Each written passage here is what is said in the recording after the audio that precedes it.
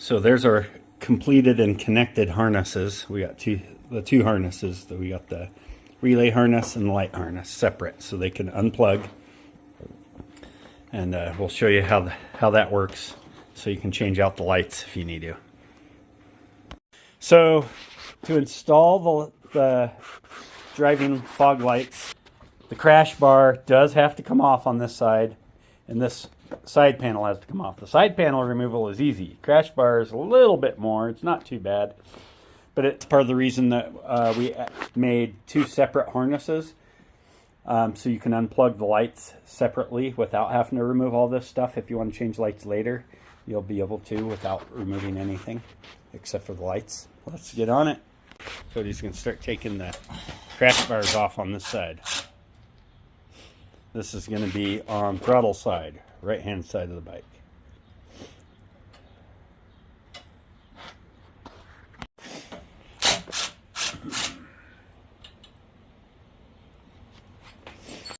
An 8mm hex on this one. Those up there were 10 and 8 mil. Although 5/16 actually works on the outer bolt. Almost, yeah.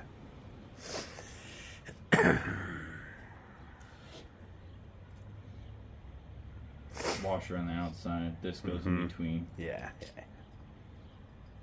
Always look at your bike for a reference. Yeah. You can go back to our crash bar install video if you forget how to put it back together. That's a washer, a spacer. Yeah, there's a spacer. To remove the side panel, you're going to remove this Torx head. Down under here, right here, is another Torx head. Right there. And a third one right here. And then over here is a push rivet, plastic push rivet. Cody's pulling those out. I'll grab a flathead to get that push rivet out. To remove this push rivet, you're just going to take a flathead, and you can see the grooves there. You can get the flathead under there. Pop up. Then after you get it up there, you can put your flathead under the base part of the rivet. There. Put it under the base part of the rivet and pry it out. Just like that. It just pulls right out? Yep. Okay. And that just pulls out. You will see these rubber boots that hold the pins for it. That's all we got to take off. Yeah, I told you it wasn't too terrible. And then this will slide off right here.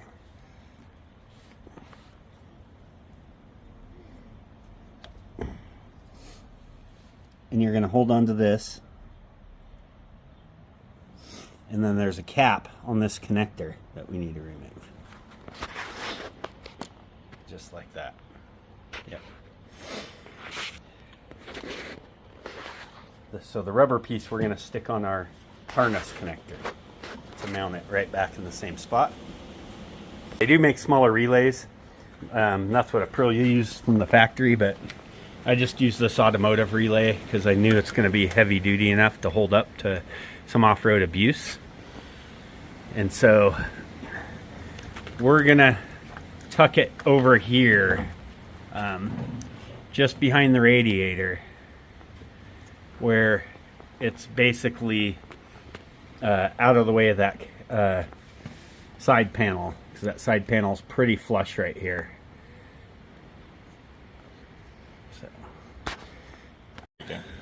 So you'll take a zip tie long enough to get around this, and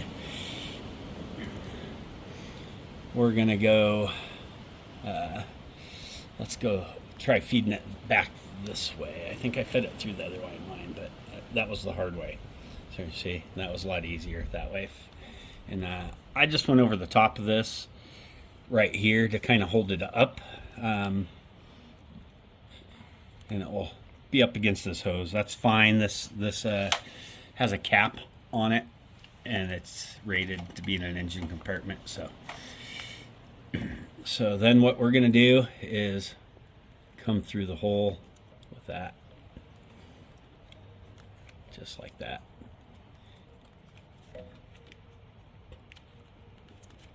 Tuck it in there and run that zip tie just like that.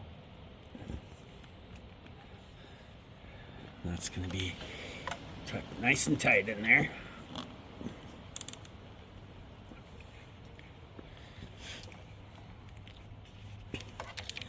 So this rubber piece we are going to mount onto this connector. We got to stretch it over. It will stretch over.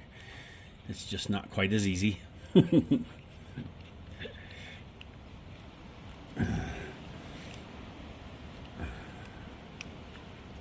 I said it will stretch over. We'll get it. It would just take a minute. Yeah, there we go. See? Told you it would.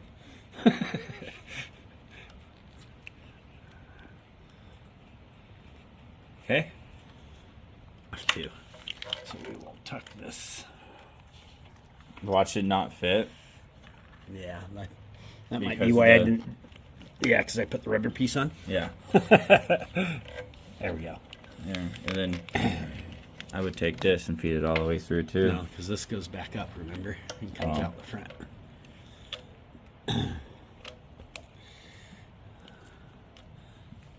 Connect that back in. And could have slid it on first and then connected it in, but either way.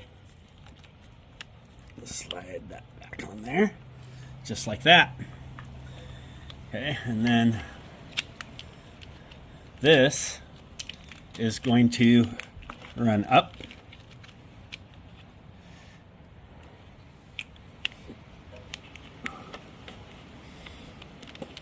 And we'll come behind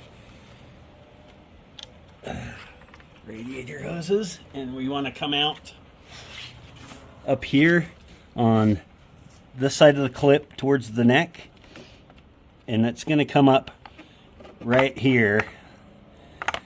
You don't want it over here, or your forks are going to hit it on when you turn on lock. So it feeds up here, and then our harness for the lights here are going to feed into that. So right now we'll just leave it right there where we can grab it. Now let me get a small zip tie for that.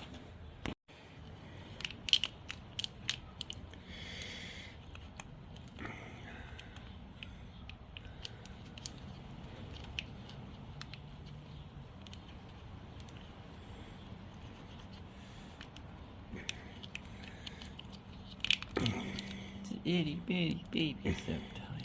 Yeah. Cody's going to go ahead and cut the end off that zip tie just to clean it up a little. Yeah, just even though you won't see that, it's going to disappear right now. Good thought. Yeah, this goes right up into there. Thank you. Yep. And it just pushes in place. And give it a good whack here. I think you need to come up a little. This also Goes on the outside. it goes on the outside over the radiator guard, just like that. Yeah. And then up here, and just pops into place. Then you put all your screws back in that. And put the crash bar back on. Pop rivet back in place. So putting the pop rivet back in, if you pull the center piece out and then push the housing back in, then push the center pin back, just like that. That's the easiest way to deal with those.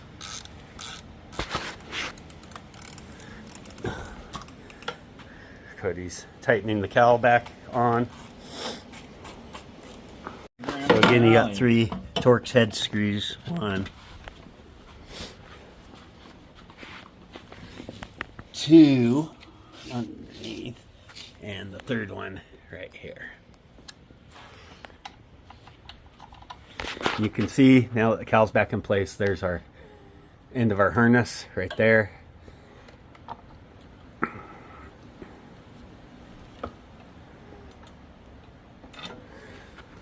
The fun part, getting the crash bars lined back up, is probably the worst part of this. But Cody's doing it right by putting these in loose to hold it in place. Don't forget the washer. Yeah, so if you tighten, put this part of the crash bar back on, just hand tight. Oh, Cody got the spacer in behind the crash bar and the one in front of the crash bar. Did you want to put blue Loctite on these? I didn't on mine, putting them back. These snug up pretty good with the impact driver. Okay. I'm not worried about them.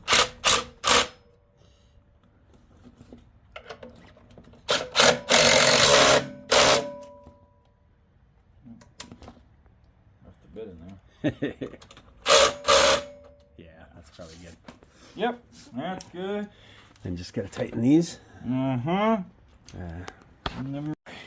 So we didn't test them before you start putting stuff back together. So Cody wants to run a test run, make sure that they're working. So just gonna plug them in. Turn the key on. Headlights on. And he's gonna hold the button. There they go. So it's hold for 3 seconds, turn them off. Yeah, so Hold for 3 seconds, you turn them off. the button by the throttle here, the same one you use to adjust your headlight settings, you hold it for 3 seconds to turn the fog lamps on or off. Carl, I didn't have that. I didn't have And there's that light.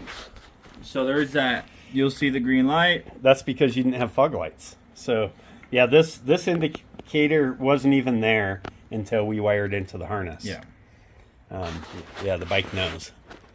It's a smart bike. Yeah.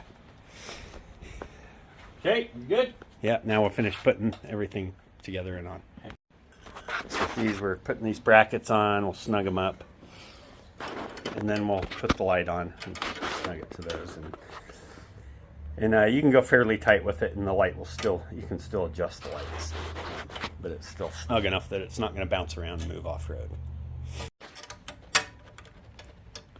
There it is. Yeah, just like that. These lights were so cheap, they didn't come with lock washers. So we had to provide our own lock washers. It's like $7 at Harbor Freight. Just go get you some, and you got a whole kit. Yeah, I had a set floating around in the garage. We had to buy a couple more to get enough for Cody's bike because I was short too. Tucking that light behind, right there.